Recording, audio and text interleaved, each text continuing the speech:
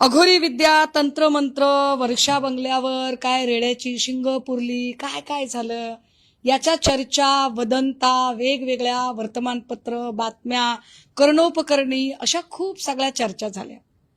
या सगळ्यांमध्ये महाराष्ट्राची एकूण जी प्रतिमा आहे ती प्रतिमा मलिन होते हे जास्त गंभीर आहे। अजूनही आम्हाला कळलं नाही, चर्चा खूप येते की कुणाच्या तरी फोटोवर फुल्या मारल्या गेल्या। आम्ही खूप माहिती घेतो तेव्हा काही लोक दबक्या आवाजात म्हणतायत की अशा फुल्या या राज्याचे विद्यमान मुख्यमंत्री श्रीयुत देवेंद्र फडणवीसजी यांच्या फोटोवर फुल्या मारल्या। काय खरं काय खोटं आम्हाला माहित नाही, आम्हाला याची कल्पना नाही, पण राज्याच्या मुख्यमंत्र्यांच्या फोटोवर फुल्या मारण्या इतकी हिमाकत जर कोणाची होत असेल तर ही राज्याला हादरवणारी गोष्ट आहे। त्यामुळे हे कोण लोक आहेत, यांना का फुल्या माराव्याशा वाटतात, फुल्या मारण्यामागची यांची भावना काय आहे? म्हणजे खरातान करवी जर कोणी अशोक खरातच्या हातून कोणी तंत्रमंत्र विद्या करू पाहते, कोणी अघोरी विद्या करू पाहते, तर तो कोण आहे?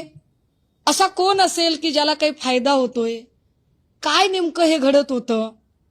कारण महाराष्ट्राच्या शीर्षस्थानी असणारी ही एवढी महत्वाची नावं आणि त्यांच्या नावाच्या संबंधाने जर एवढ्या गंभीर चर्चा बाहेर येत असतील तर महाराष्ट्रातली जी जनसामान्य जनता आहे ती सुरक्षित आहे असे कसे मानावे?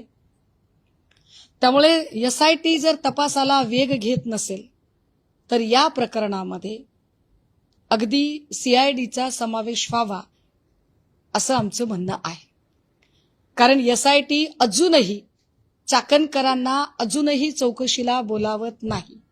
चाकणकरांना समन्स आलं असं साधारणतः 8 दिवसांपूर्वी कळलं, त्याच्या पुढचे 3 दिवस चाकणकरांनी सोयीस्कर मौन बाळगलं। 3 दिवसानंतर चाकणकरांना अचानक कंठ फुटला आणि त्या म्हणाल्या की असं समन्स मला आलंच नव्हतं। याचा अर्थ आम्ही काय काढायचा? चाकणकर SITला बोटावर नाचवतायत का? चाकणकर सांगू पाहतायत का की माझा पाठीराखा इतका मोठा आहे की SIT आणि या सगळ्या यंत्रणा याचा मला फरकच पडत नाही? की याचा दुसरा अर्थ काढायचा की लोक दबक्या आवाजात म्हणतात की बाबा SIT प्रमुखांची आणि चाकणकरांची चांगले गुड रिलेशन आहेत? आम्ही नेमकं काय म्हणायचं याला?